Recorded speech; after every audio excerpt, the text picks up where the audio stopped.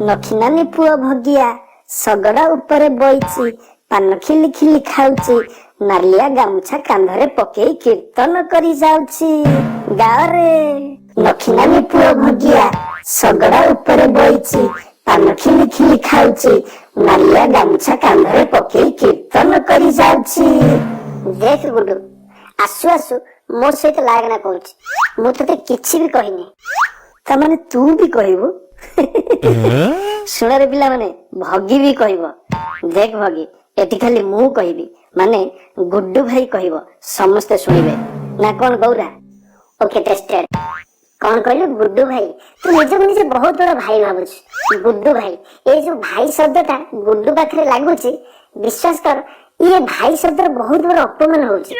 अरे तू जानिनु गाँ गहली रे जेतेबेले छोट पिला माने न खाई जिद्दी करती सेतेबेले माँ माने कहती खाई दे गुड्डू भाई आसीबो काई से माने न खाइले तू जाई छड़े खाई देबो ना कोन ना बे मो ना सुनी से माने डरी की खाई दियंती ता माने तू निजे को बहुत बड़ा गुंडा भाबुछ नहीं।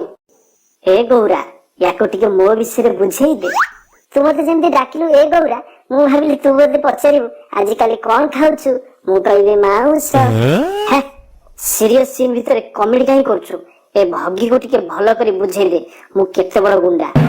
ओके टेस्टेड देख भगी गुड्डू गोटे बहुत बड़ गुंडा तार दुईटी आखि दुईटी कान और गोटे मुंड अछि हाथ गोड़ सब दीटा अछि खाली आम स्कूल रे नुहे गाँ रे गुंडा भाव रे मध्य तार बहुत ना अछि भयरे ताको समस्ते गुड्डू भाई बोली डाकंती एते बड़ गुंडा हेले भी ता मन टिके हेले गर्व नै से एका नुहे ता बापा अजा 14 पुरुष गुंडा ता जेजो भी जने भलो गुंडा भाव रे अनेक कीर्ति अर्जन करिसंते ता बापा भी जने बहुत बड़ गुंडा और माँ भी जने बहुत बड़ गुंडी।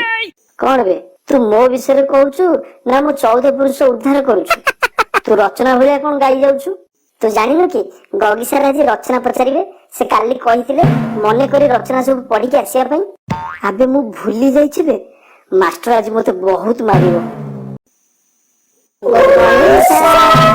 हाँ भेरी गुड मॉर्निंग। अरे क्लास रे समस्ते बसिचंती तमे तीनिटा गप्पी की काहे की समस्त को डिस्टर्ब करूछ अजरा अस्सी जाओ खाड़ुआ अझाड़ुआ अबागिया अखा अफुटा गुडा सर आपण आज रचना पढ़ी के आसिया को कहिथिले कहिबु सर तते पचारि छंती गेले ही कहला कोन ना सर कहिबु सर केते खरे दौड़ दौड़ी आसी छंती टिके रेस्ट नियंतु सब दिन तो पढौचंती आज गोटे दिन न पढंतु से मास्टर हेचंती बोली कोन मुंड बिकी देइछन ना कोन खाऊ बापा गौरा तू आ एते तेल मारना मते कह रचना सब मने रखी आसीजु ना नहीं। हां सर पढिछि जे किंतु अल्प अल्प काहे बहुत पढ़िया को के मना कला ना कोन ठिया है नई बड़ी विषय रे रचना कर मु गोटे नई बड़ी मोर नाम नई बड़ी रही जा गौरा मु तते रचना कहले तू कोन नई बड़ी रो आत्मकहानी कहउछ ना कोन रचना कह। हां कहउछ सर प्रकृत रे दुनिया रे दुई प्रकार रो बड़ी देखिबा को मिले गोटी हैला खाइबा बड़ी अन्यटी हैला नई बड़ी ए दुईटी भितर तफात एति की खाइबा बड़ी को समस्त खाइ दियंती किंतु नई बड़ी समस्त को खाइ दे वर्षा दिने नई रे बहुत पानी आसिले नई बड़ी होइताय गोटे वर्ष बहुत वर्षा हला नई रे बहुत पानी आसिला सब किछि भसेई नेला घर द्वार गाई गोरु कुकुर बिलेई सब भासी जाउथिले एतिकी बेले भासी जाउथिला बिलेईटी मने मने भाबिला मु गोटे पोसा बिलेई मोर नाम मुन्नी मोर रंग सफा धला मोर गोटे लांज आ चारिटा गोड़ अछि मु माछ खाइबा को भल पाए।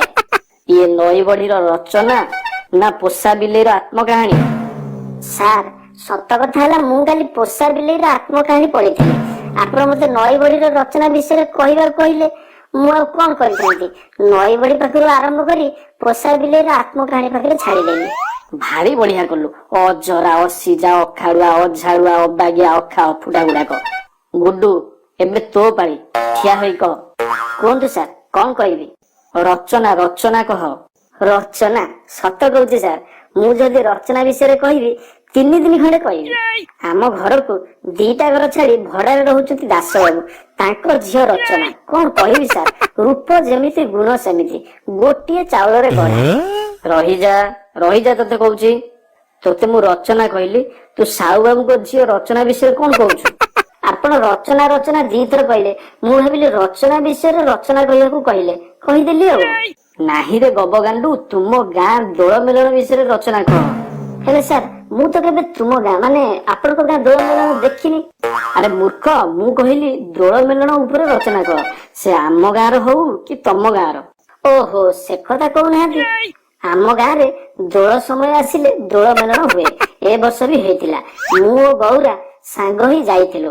ଆମ ପାଖରେ ଟୋଟାଲ 21 ଟଙ୍କା ଥାଏ। ଦୁଇଟା 10 ଟଙ୍କିଆ ଆଇସ୍କ୍ରିମ ଖାଇଦେଲୁ। ପକେଟରେ ଥାଏ ଆଉ ମାତ୍ର ଟଙ୍କାଟିଏ। ଚାଟ୍ ଖାଇବାକୁ ଭାରି ଇଚ୍ଛା ହେଲା। ଏତିକି ବେଳେ ଆପଣଙ୍କ କଥା ମନେ ପଡିଗଲା।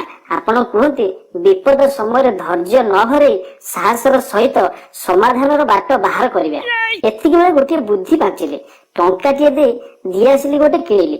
ଗୋଦାମକୁ ଯାଇ ଝିଣ୍ଟିକାଟିଏ ଧରି ତାକୁ ମାରି ଦରପୋଡା କରି ପକେଟରେ ରଖିଦେଲି। ଚାଟ୍ ଦୋକାନକୁ ଗଲୁ। 2 ଜଣ 2 ପ୍ଲେଟ ଚାଟ୍ ମନ ଭରି ଖାଇଲୁ। ପୁଣି ଦ୍ୱିତୀୟ ଥର ବି ମାଗିଲୁ। ମୋ ପ୍ଲେଟରେ ଅଳ୍ପ ଚାଟ୍ ଥିଲା। ପକେଟରୁ ଝିଣ୍ଟିକା କାଢି ପକେଇଦେଲି। ବଡ ପାଟିରେ ଚିଲେଇଲି, ଝିଣ୍ଟିକା ଝିଣ୍ଟିକା। ଦୋକାନୀକୁ କହିଲି, ଝିଣ୍ଟିକା ପକେଇକି ଚାଟ୍ କରୁଛ? ଦୋକାନୀ ଡରିଗଲା। ମୋ ହାତ ଓଠ ଧରି କହିଲା, ବାପାରେ 100 ଟଙ୍କା ନେ, ପାଟି କରନା, ତୁ ଯା ଏପଟରେ ପଳା। ଆମ ଦୁଇଙ୍କର ମେଲଣ ଖର୍ଚ୍ଚ ଉଠିଗଲା। ଭାରି ମଜା ହେଲା ସାର୍। ଆରେ କୁଳାଙ୍ଗାର, ଇଏ ତୋର ରଚନା? ଗାଁ ଚାହା ଦୋକାନ ଖଟିରେ ଗପିଲା ଭଳିଆ ଗପିଦେଲୁ। ପାଠ ସାଠ କିଛି ନାହିଁ। ତମ ଦିଟାଙ୍କୁ ଆଜି ଛାଡିବିନି। ଯାହା ହେଲେ ବି ପନିଶମେଣ୍ଟ ଦେବି। ତମ ଦିଟାଙ୍କ ପାଇଁ ଏ କ୍ଲାସ ଟା ନଷ୍ଟ ହେଇଯିବ। ସାର୍, ଏଇ ଗୋଟେ ଛୋଟ କଥା ପାଇଁ ଆମକୁ ପନିଶମେଣ୍ଟ ଦେବେ? ଆଜି ଛୋଟ ପିଲା ଅଛୁ, କହିପାରୁନୁ। କାଲିକି ଟିକେ ବଡ ହେଇଯାଉ, ଠିକ କରି କହିବୁନି? କଣ ଛୋଟ ପିଲା? ତମେ ଦିଟା କ୍ଷୀର ଖାଉଥିବ ଆଉ। ଆଜି ତମ ଦିଟାଙ୍କୁ ମୁଁ ଛାଡିବିନି। ଚୁପଚାପ ଯାଇ ବ୍ଲାକ୍ ବୋର୍ଡ ପାଖରେ ଚେୟାର ହେଇକି ବସ। ମୁଁ ଯୋଉ ଯାଏ ନ କହିଛି ସେଠୁ ହଲିବନି। ହଁ, ତମେ ମାନେ କୁହ, କେଉଁ ମସିହାରେ ଆମେରିକା ଜାପାନର ହିରୋସୀମା ଆଉ ନାଗାସାକି ଉପରେ ପରମାଣୁ ବୋମା ପକେଇଥିଲା? ଆରେ ଗୌରା, ଏମିତି ପୋଜିସନରେ ବସି ରହିଲେ ଭାରି ପ୍ରେସର ହଉଛି। ମାନେ କଥା କଣ କି, ସକାଳୁ ଖାଲି ପେଟରେ ମିକ୍ସଚର ଦିଟା ଖାଇକି ଆସିଥିଲି। ପେଟଟା ଟିକେ ଘଡ ଘଡ ହଉଛି। ଆରେ ମୋତେ ବି ଭାରି ଅସୁବିଧା ଲାଗୁଛି ପରା। ଆଜି ସକାଳୁ ମୁଁ ଲାଟ୍ରିନ୍ ଯାଇନି, ତରବର ହେଇକି ପଳେଇ ଆସିଛି। ହଁ, ତମ ମାନଙ୍କର ମନେ ପଡିଲା? କୁହ, ପରମାଣୁ ବୋମା କେବେ ପଡିଥିଲା? ତୁମାନେ ହସିବା ବନ୍ଦ କର। ମୋତେ କୁହ, କେଉଁ ମସିହାରେ ପରମାଣୁ ବୋମା ପଡିଥିଲା? ସାର୍, ଆମେରିକାର ପରମାଣୁ ବୋମା କଥା ଛାଡନ୍ତୁ।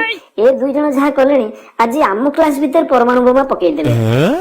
ତମେ ଦିଟା ସେଠି ବସିକି ବି ଡିଷ୍ଟର୍ବ କରୁଛ। ତମେ କାହାକୁ ପଢେଇ ଦବନି। ତମକୁ ଆଜି ମୁଁ ଛାଡିବିନି। ରୁହ ରୁହ, ତମେ କୋଉଠି ଆଜି ଯିବ? ଆଜି ତ ମୁଁ ଛାଡିବିନି। ଛାଡିବିନି ଆଜି ତମକୁ।